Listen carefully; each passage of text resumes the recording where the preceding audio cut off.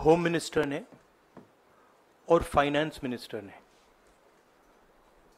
Stock market पर टिप्पणी दी। प्रधानमंत्री ने 2-3 बार 4 बार देश को कहा कि स्टॉक मार्केट तेजी से आगे बढ़ने जा रही है। होम मिनिस्टर ने सीधा कहा कि 4 जून को स्टॉक मार्केट आसमान में जाएगी, लोगों को खरीदना चाहिए। और यही मैसेज फाइनेंस मिनिस्टर ने दिया। फर्स्ट, ये आज थोड़ा हम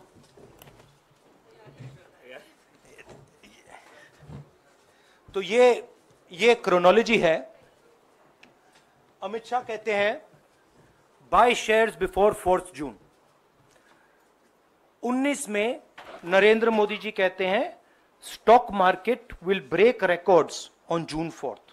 फिर 28 मई को रिपीट करते हैं। 1 जून मीडिया झूठे एग्जिट पोल रिलीज करती है। बीजेपी का ऑफिशियल जो इंटरनल सर्वे था वो उनको 220 सीट दे रहा था। तो ये इंफॉर्मेशन बीजेपी के लीडर्स के पास था। इंटेलिजेंस एजेंसीज ने 200 और 220 के बीच में सरकार को बताया था कि उनकी सीट्स आ रही हैं।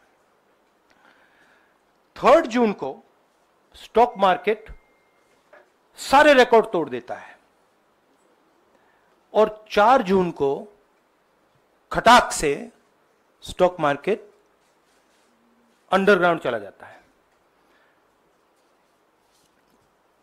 अगला स्लाइड दिखाइए जरा। ये देखिए 31 मई massive stock activity, more than double what was there on 30th, more than double what was there on 29, 28। ये अनोमली देखिए। ये कौन लोग हैं? ये वो लोग हैं जो जानते हैं कि कोई ना कोई घपला हो रहा है। हजारों करोड़ रुपए यहां पे इन्वेस्ट हुए हैं, फॉरेन इन्वेस्टर्स ने इन्वेस्ट किए हैं। और उसके बाद 30 लाख करोड़ रुपए का लॉस होता है। किसका लॉस होता है? रिटेल इन्वेस्टर्स का लॉस होता है। तो ये जो आप देख रहे हैं हिंदुस्तान की स्टॉक मार्केट की हिस्ट्री का सबसे बड़ा स्कैम है। और इसके बारे में हम कुछ सवाल पूछना चाहते हैं। पहला सवाल, why did PM and HM give specific investment advice to the 5 crore families investing in the stock market? Is it their job to give investment advice? Second, why both interviews were given to the same media house owned by the same business group which is also under SEBI investigation for manipulating stock market? Third, what is the connection between the BJP, the fake exit pollsters and the dubious foreign investors who invested 1 day before the exit polls were announced and made a huge profit at the cost of 5 crore families? We demand a JPC into this. We are absolutely convinced that this is a scam. Somebody has made thousands of crores of rupees at the cost of Indian retail investors. And the Prime Minister and the Home Minister have given an indication to buy. And this is a criminal act. So we demand today a joint parliamentary committee to investigate this. मैं हिंदी में बोल देता हूं। प्रधानमंत्री ने देश की जनता को इन्वेस्टमेंट एडवाइस क्यों दी और 5 करोड़ परिवारों को जो इन्वेस्ट करते हैं उनको प्रधानमंत्री ने, होम मिनिस्टर ने स्टॉक खरीदने का आदेश क्यों दिया? दूसरा, दोनों इंटरव्यूज जो किए गए थे वो अदानी जी के जो चैनल्स हैं उनको दिए गए थे, उन पर सेबी का इन्वेस्टिगेशन हो रहा है, तो उन चैनल्स का क्या रोल है।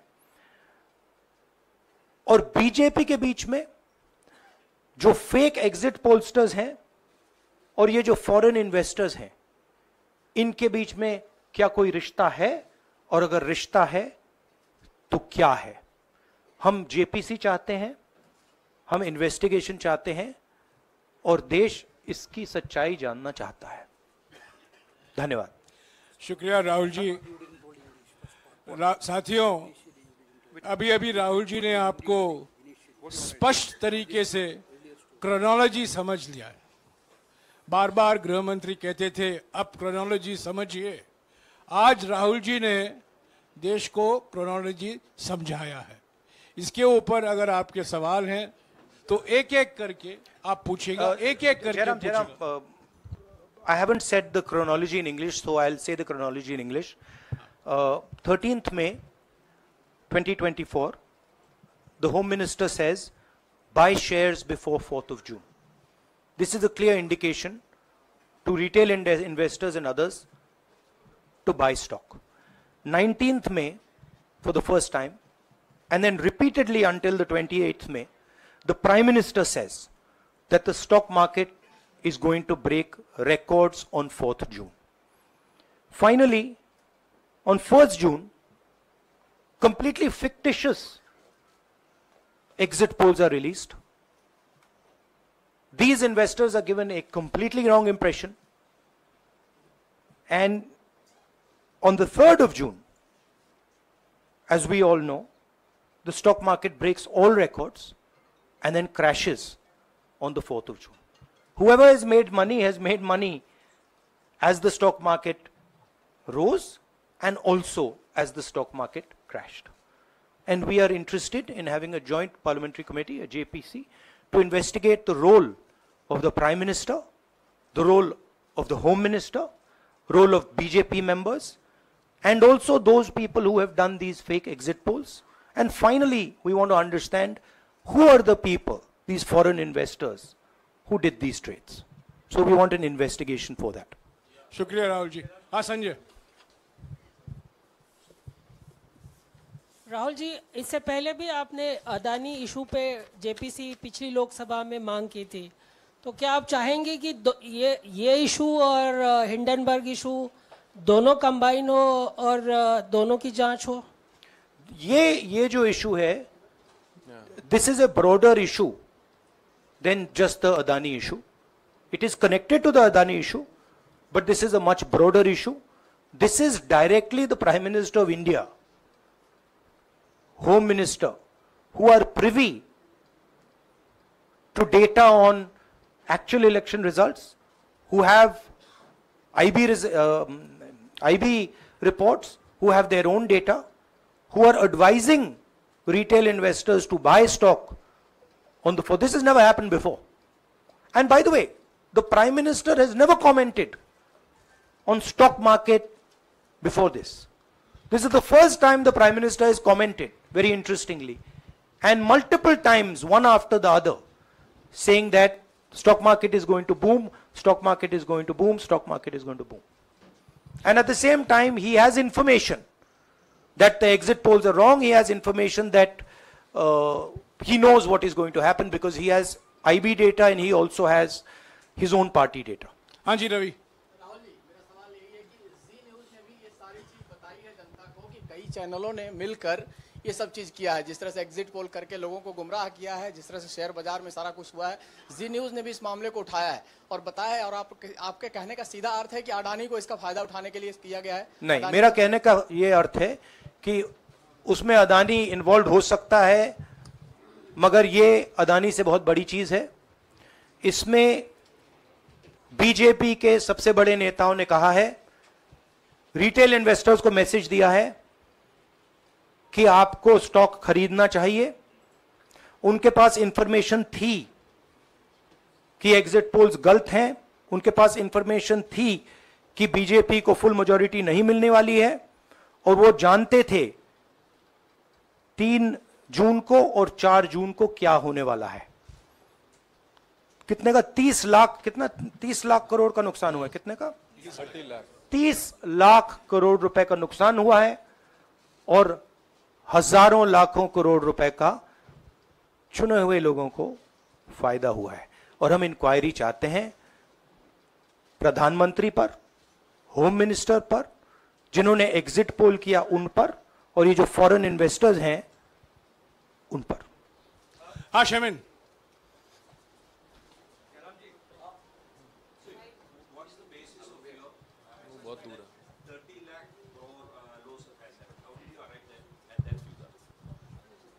Do you want to explain? This is based on the value, market value of all the companies the day before the results came, and the market value of the stock market of all the companies at the end of the day on results. हाँ संजीव, एक minute Sanjeev. Rahulji, you've talked about, are you alleging the involvement of the Prime Minister and the Home Minister? Yes. And whose money is it? Yes, Are you that, saying that it is what I their am money? saying. I am saying that people very high up in the BJP have carried out this scam. I am saying they had partners who carried out these exit polls. We would like to know if these exit polls were actually carried out, if people were actually sent out. And we'd also like to know the methodology of these polls. We'd like to understand who these investors are. We have some sense of who these investors are. So we are not just speaking out of the air. We are confident that if an investigation is done, interesting things will be revealed. And we think the Prime Minister and Home Minister are directly involved in this. हाँ Siddharth, companies की भी आपको लगता है जांच होनी चाहिए जिनके शेयर बहुत अप गए, जिनके सबसे ज्यादा शेयर खरीदे गए और जिनके शेयर उसके बाद में बीच में बेचे भी गए, तो उन कंपनीज का भी को भी इस दायरे में आना चाहिए, आपको लगता है? हमारा कहना है कि यहाँ पे बड़ा क्लियर है कि स्कैम हुआ है। प्रधानमंत्री ने डायरेक्टली कहा है, होम मिनिस्टर ने डायरेक्टली कहा है